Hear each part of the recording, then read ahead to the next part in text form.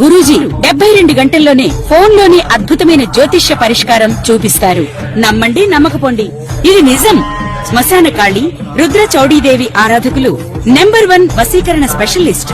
గురూజీ మనిషి పుట్టుక నుండి చనిపోయే వరకు వచ్చే అన్ని క్లిష్టమైన సమస్యలకు పరిష్కారం ఇక్కడ లభిస్తుంది. విద్య, ఉద్యోగం, వ్యవహారం, స్త్రీ ప్రేమ, పెళ్లి, సంతానం, స్త్రీ పురుష వశీకరణం, భూవశం, భార్యాభర్తల కలహాలు, కోర్టు సమస్యలు, విడాకుల సమస్యలు, చేతబడి, అప్పుల బాధ, ఇంకా మీకు ఎలాంటి సమస్యలు ఉన్నా 72 గంటల్లోనే శాశ్వత పరిష్కారం చేయబడును. ఓం మహాగణాధిపతయే నమః. ఓం గురుభ్యో నమః. ఓం శ్రీమాత్రే నమః.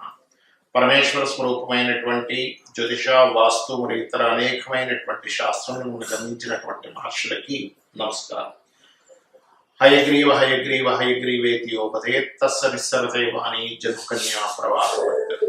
అరుణాం కరుణాతరంగితాక్షీం దృకపాశాంకుశ పుష్పబాణ చాపాం అనిమాదిభిరావృతాం మయూకైః అహమిత్యేవ విభావయే భవానీ. శ్రీమాత్రే నమః.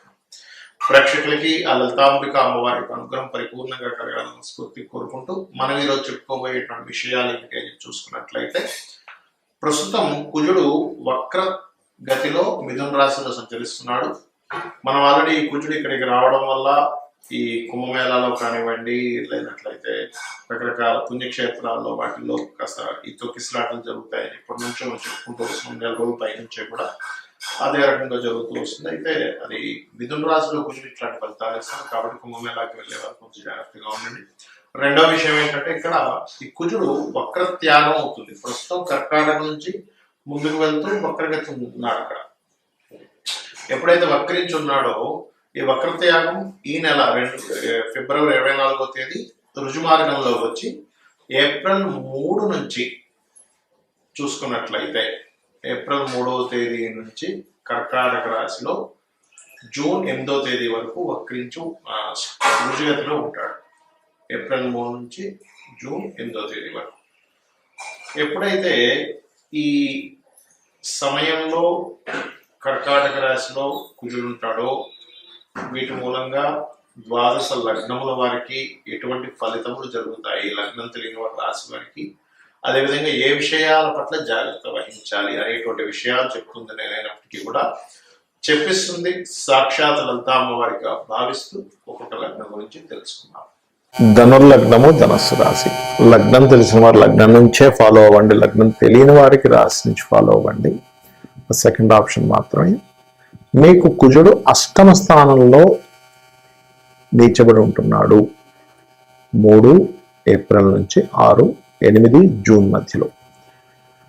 అయితే ఈ 2 నెలల 5 రోజుల పాటు మీరు తీసుకోవాల్సిన ముఖ్యమైనటువంటి జాగ్రత్త ఏమిటి అని చెప్పి చూసుకున్నట్లయితే, ఇక్కడ మీరు జాగ్రత్తలు ఎవరితోనైనా కమ్యూనికేట్ చేసేటప్పుడు, బికాజ్ ఆఫ్ కమ్యూనికేషన్ హౌస్ని చూస్తున్నాడు అక్కడ. అలాగే అది ఇంటర్వ్యూ స్థానం కూడా వద్దు, 3వ స్థానం కాబట్టి ఇక్కడ ఇంటర్వ్యూస్కి వెళ్ళినప్పుడు, ఎవరితో మాట్లాడేటప్పుడు ఉద్యోగ సంబంధించినటువంటి విషయాల్లో చాలా జాగ్రత్తగా ఉండాలి. మరి మంచి ఏం జరగనుంది అని చెప్పి చూసుకున్నట్లయితే, మీకు ప్రాపర్టీస్ కలిసి రావడం, అదేవిధంగా ఏదైనా కొత్త విద్యలు నేర్చుకోవడానికి మీరు చేసేటువంటి ప్రయత్నం ఫలించడము, విదేశాలకు వెళ్ళి అక్కడ ఉద్యోగం చేయడానికి అనుకూలత ఏర్పడము, స్వయం కృషితో ఏదైనా ప్రాపర్టీ కొనుగోలు చేయడము, అది కూడా విదేశాల్లో కొనుగోలు చేయడము, ఏదైనా ప్రాపర్టీస్ లాంటివి, ఫ్యాక్టరీస్ కానీ బిజినెస్ రిలేటెడ్ సంబంధించిన ఏమైనా సరే ఎస్టాబ్లిష్ చేయడానికి చేసేటువంటి ప్రయత్నం ఫలించడము, గతంలో మీ మీద పడినటువంటి నింద కొంతవరకు తొలగిపోవడం అనేటువంటి చూపిస్తున్నాయి. కాకపోతే ఈ కుజుడు 3వ స్థానాన్ని చూస్తున్నాడు కాబట్టి మీరు ఏదైనా బిజినెస్ అగ్రిమెంట్స్ చేసేటప్పుడు కాస్త చూసి అగ్రిమెంట్స్ చేయండి. బికాజ్ ఆఫ్ ఇక్కడ కేవలం కుజుడు 3వ స్థానాన్ని చూడటమే మాత్రమే కాకుండా దశమ స్థానంలో కేతు ఉన్నాడు. ఈ దశమ కేతు ఏం చేస్తుంటాడంటే, ఎంతసేపు మీ జన్మజాతకంలో కనుక దశమ స్థానం బాగుంటే కనుక వర్క్ ఫ్రమ్ హోమ్ ఇప్పిస్తాడంటే ఆఫీస్కి వెళ్ళకుండా ఇంట్లోనే ఉండి ఉద్యోగం చేసేలాగా. మీ జాతకంలో కనుక అది ప్రాబ్లం అయితే కనుక మీరు ముఖ్యంగా 2 మంత్రాలు లలితా సహస్రనామాలు అవి చేయండి. ఏమిటవి అంటే, 1 ఓం కనకాంగద కేయూర కమనీయ భుజాన్వితాయే నమః అనే మంత్రం చేయండి. అది కూడా కుజుడు 3వ స్థానాన్ని చూస్తున్నాడు కాబట్టి అన్నదమ్ములతో అనవసరమైన ఘర్షణలు ఇస్తూ ఉంటాడు. అదేవిధంగా దశమ స్థానం మీద కూడా దాని ఎఫెక్ట్ ఉంటుంది కాబట్టి మీరు దశమంలో కేతు ఉన్నందుకు ఓం శ్రీమాత శ్రీ మహారాజ్ని శ్రీమత్ సింహాసనేశ్వరి నమః అని చేసుకోండి. ఉద్యోగ విషయంలో కూడా బాగుంటుంది. మరి కొంతమందికి లగ్నం కానీ రాశి కానీ నక్షత్రం కానీ ఏమీ తెలియదు. అటువంటి వారు ఎటువంటి జాగ్రత్తలు తీసుకోవాలి?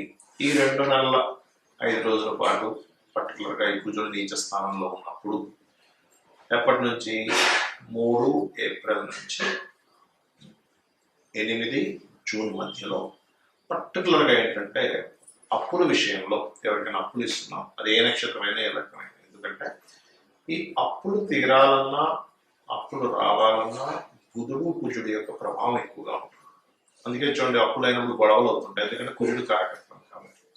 ఈ 2 నెలల పాటు ఎటువంటి బేస్లెస్ గా ఒకసారి డబ్బులు ఇస్తుంటారు. అంటే ఏంటి, ఎటువంటి తనఖాలు పెట్టుకోకుండా, ఎటువంటి పేపర్స్ రాసుకోకుండా నోటి మాటతో ఇచ్చేస్తూ ఉంటారు. తర్వాత వాళ్ళు అడ్డం తిరుగుతూ ఉంటారు. కాబట్టి ఇటువంటి విషయాలు అందరూ కూడా జాగ్రత్తగా ఉండాలి. ఏది లగ్నం తెలియదంటే రాసి తెలియదు అనుకునేటువంటి వారు ఈ విషయంలో జాగ్రత్తగా ఉండండి, గుర్తుపెట్టుకోండి. అలాగే మరొక విషయం ఏంటంటే ఈ ప్రాబ్లం ఆల్రెడీ ఫేస్ చేస్తున్నామండి, మనకేమిటి పరిహారం అంటే ఓం అపర్ణాయ నమః అనే ప్రయత్నం చేసుకోండి. ఓం స్కందాయ నమః, కుజుడికి అధిష్టాన దేవత స్కందుడు కాబట్టి ఓం స్కందాయ నమః అని చేసుకోండి. అదేవిధంగా ఈ 2 నెలల పాటు కుజుడు ఫ్యాక్టరీస్కి కాదు, అగ్ని సంబంధించిన వాటికి కాదు, అతను వెళ్ళి నీళ్ళల్లో ఉన్నాడు, అంటే వాటర్ రిలేటెడ్ సంబంధించిన.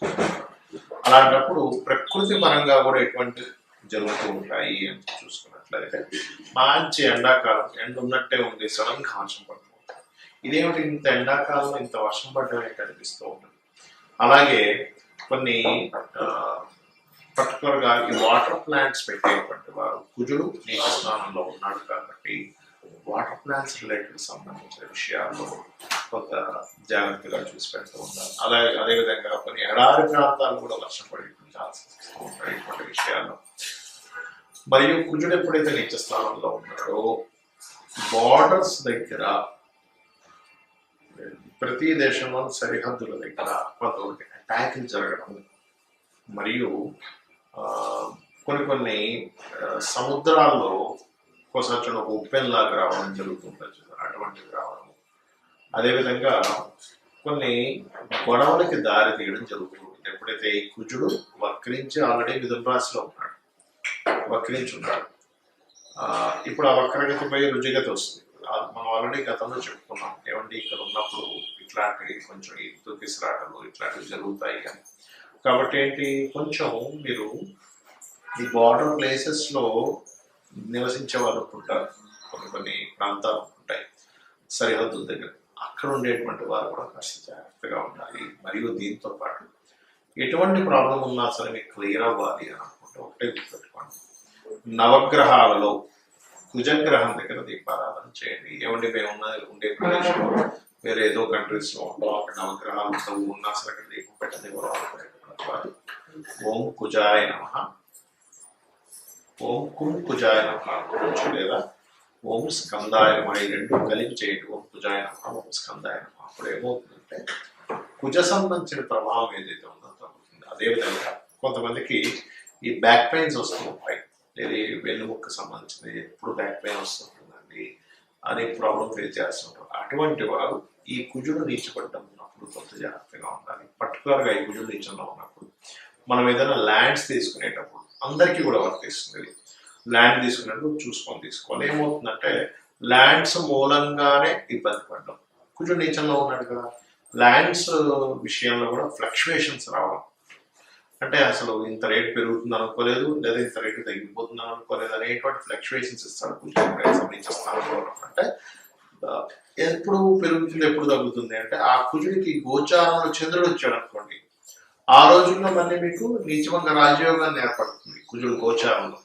అలాంటి సమయాల్లో తీసుకునేటువంటి వారికి మీకు ఆల్రెడీ మీ జన్మజాతకంలో కుజుడు నీచంలో ఉన్నాడు అనుకోండి, అలాంటి వారు కొంత జాగ్రత్తగా ఉండాలి. లేదంటే నీచభంగ రాజయోగంలో ఉండడం ఆ కుజుడు, అలాంటప్పుడు గోచారంలో నీచభంగ రాజయోగం కూడా మీకు మంచి ఫలితాలు ఇస్తుంది. కాబట్టి ఈ యొక్క విషయాల్లో కాస్త జాగ్రత్త పడుతూ వీలున్నప్పుడల్లా కూడా మీకు దగ్గరలో ఉండేటువంటి ఆలయాలు కుంకుమని దానంగా ఇవ్వడం, కుంకుమను వాడుకోవడానికి ఆలయాల్లో ఇవ్వడం, ఇంట్లో కూడా కుంకుమ పూజ లేనట్లయితే ఎర్రటి పుష్పాలతో పూజ, ఎరుపు తెలుపు పుష్పాలతో పూజ చేయడము, గోవులకి క్యారెట్స్ బెల్లము తినిపించడం ఇది చేయండి. అన్ని విధాలు మీకు బాగుండి అమ్మవారి యొక్క అనుగ్రహంతో బాగుండాలని మనస్ఫూర్తి కోరుకుంటూ శ్రీమాత్రే నమః.